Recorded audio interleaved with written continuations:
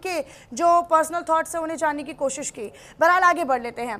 पश्चिम बंगाल में आज पहले चरण का मतदान जारी है, जिसको लेकर हमारे सहयोगी पंकज वानखेड़े ने केंद्रीय राज्य मंत्री भागीरथ चौधरी से खास बातचीत की है। चलिए आपको सुनवाते हैं।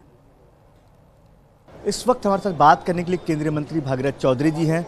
सर, बंगाल और तमिलनाडु में पहले फेज के चुनाव हो रहे हैं, मतदान हो रहे हैं, आप उसे किस तरह देखते हैं? देखिए, पूरे देश भर की आम जनता का विश्वास हमारे देश के प्रधानमंत्री नरेंद्र भाई मोदी जी पर है, जिन्होंने सबका साथ, सबका विकास, सबका विश्वास, सबके प्रयास के मूल मंत्र से 2014 से लेकर अब तक काम किया है, गरीब को गणेश मानकर, और उसके लिए पूरे देश भर में मोदी जी पर भरोसा है। और पश्चिम बंगाल हो चाहे तमिलनाडु, भारतीय जनता पार्टी एनडीए की सरकार बनेगी।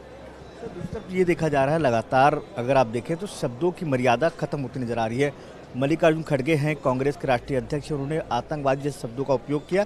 खैर, उसको लेकर चुनाव आयोग ने नोटिस जारी किया है और उसको लेकर प्रियंक खड़गे हैं, वो कह रहे हैं कि चुनाव आयोग बीजेपी की सुनती है, बाकी पॉलिटिकल पार्टी की नहीं सुनती है। देखिए, दुर्भाग्य है ये, चाहे उधर से हो चाहे हमारी तरफ से, कहीं कहीं भाषा में कहीं गिरावट नहीं आनी चाहिए।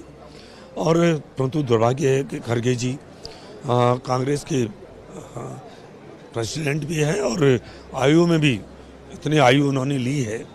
आखिर दुर्भाग्य है कि प्रधानमंत्री मोदी जी, जिन्होंने अपना घर बार परिवार सब छोड़कर केवल इस भारत देश के लिए, भारत माता के लिए जो रात दिन काम कर रहे हैं, उनके लिए इन शब्दों का प्रयोग करना, मैं मानता हूं कि खड़गे जी के दिमाग की दिवालिया कहा है, उनको अच्छे डॉक्टर को दिखाना चाहिए और इस तरह की भाषा का प्रयोग कभी करना नहीं चाहिए। आखिरी सवाल, क्या उम्मीद है बंगाल के लेकर आपको? क्योंकि लगातार पूरी ताकत बीजेपी के तमाम वरिष्ठ नेता वहाँ चुनाव प्रचार कर रहे हैं, आप भी गए, तमाम लोग वहाँ पहुँच रहे हैं।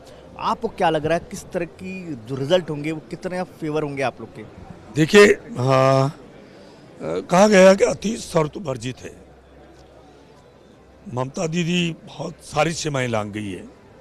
उन्होंने हमारे देश की महामहिम राष्ट्रपति द्रौपदी मुर्मू, जो एक महिला है, आदिवासी महिला है, उनका उन्होंने अपमान किया है और सारे जो हमारा देश का संघीय ढांचा है उसको चैलेंज दे रही है।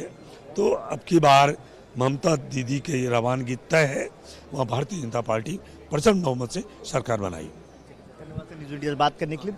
कैमरामैन अरब के साथ पंकज वानखेड़े, न्यूज़ इंडिया, नई दिल्ली। पश्चिम बंगाल में जारी चुनाव को लेकर हमारे संवाददाता आंचल यादव ने बीजेपी सांसद गुलाम